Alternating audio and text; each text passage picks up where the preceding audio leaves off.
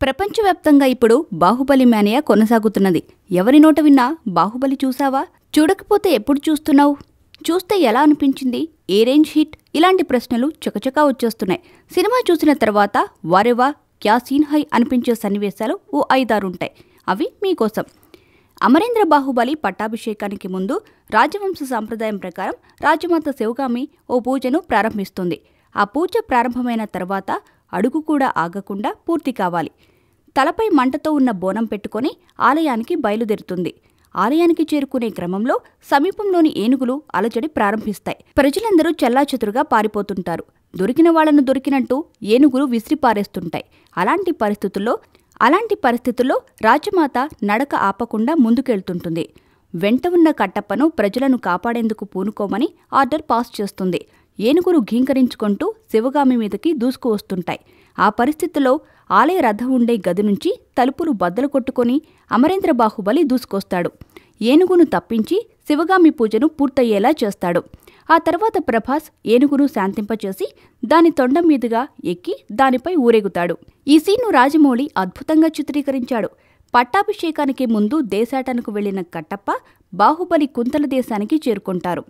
కుంతల దేశంలో దోపిడీలకు పాల్పడే పిండారుల నుంచి ఆ దేశ ప్రజలను కాపాడతారు.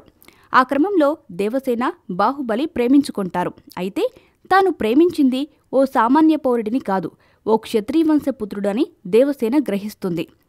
తన అనుమానాన్ని నివృత్తి చేసుకోవడానికి నీవు ఎవరు, నీ చేతులు చూస్తే యుద్ధంలో కత్తిపట్టిన యోధుడివిలా కనిపిస్తున్నావు అని నిలదీస్తుంది. అయినా సరైన సమాధానం రాకపోవడంతో పక్కనే భగభగా మండుతున్న కాగడాతో బాహుబలి ఛాతిపై బలంగా కొడుతుంది. దాంతో బాహుబలి ఛాతిపై ఉన్న వస్త్రం కాలిపోయి ఉక్కు కవచంతో ఉన్న బాహుబలి అసలు రూపం కనిపిస్తుంది. ఈ సీన్ను దర్శకుడు రాజమౌళి అద్భుతంగా తీర్చిదిద్దారు. అద్భుతమైన గ్రాఫిక్స్ను మేళవించారు. మహిష్మతి సామ్రాజ్యంలో అధికారం కోసం జరిగిన పోరాటంలో హోదాలు తారుమారవుతాయి. దేశ ప్రజల విశేష మద్దతు ఉన్న బాహుబలి రాజుగా పట్టాభిషేకం చేసుకోవాల్సింది పోయి సేనాధిపతిగా బాధ్యతలు తీసుకోవడం జరుగుతుంది. ఆ సమయంలో అమరేంద్ర బాహుబలి అను నేను మహిష్మతి దేశ ప్రజల ధన, మాన, ప్రాణాలంటూ ప్రమాణం చేస్తున్న సమయంలో ప్రజల స్పందన, సైనిక విన్యాసాలు తెరమీద ప్రకంపనలు సృష్టిస్తాయి. ఈ సీన్ నభూతో నా భవిష్యత్ అనే విధంగా దర్శకుడు తెరకెక్కించాడు. కెమెరామెన్ సెంథిల్ కుమార్ ప్రతిభ ఏ రేంజ్లో ఉందో చెప్పడానికి మాటలు చాలవు. పురిటి నొప్పులతో ఉన్న భార్యను వదిలేసి తనకు ప్రాణమైన కట్టప్పను రక్షించుకోవడం అనే సీన్ను దర్శకుడు అద్భుతంగా తీశాడు.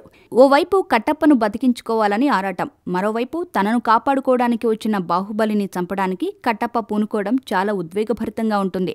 చివరికి కట్టప్ప కత్తితో వెన్నుపోటు పొడిచిన తర్వాత జరిగే సన్నివేశం ప్రేక్షకుడిని ఉద్వేగానికి గురిచేస్తుంది.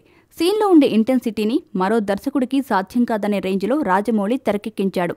ఇక తన తండ్రి అమరేంద్ర బాహుబలికి జరిగిన అన్యాయానికి ప్రతీకారం తీర్చుకోవడానికి వెళుతున్న మహేంద్ర బాహుబలిని ప్రజలందరూ తాకుతూ ఉండే సీన్ సినిమాను పీక్ రేంజ్కి తీసుకెళ్తుంది.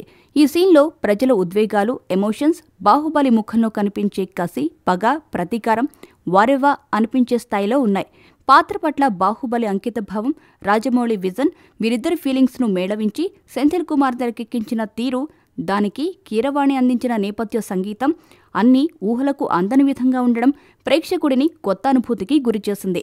బాహుబలికి ప్రపంచవ్యాప్తంగా అభిమానులను సంపాదించి పెట్టడానికి కారణం కాబోతున్న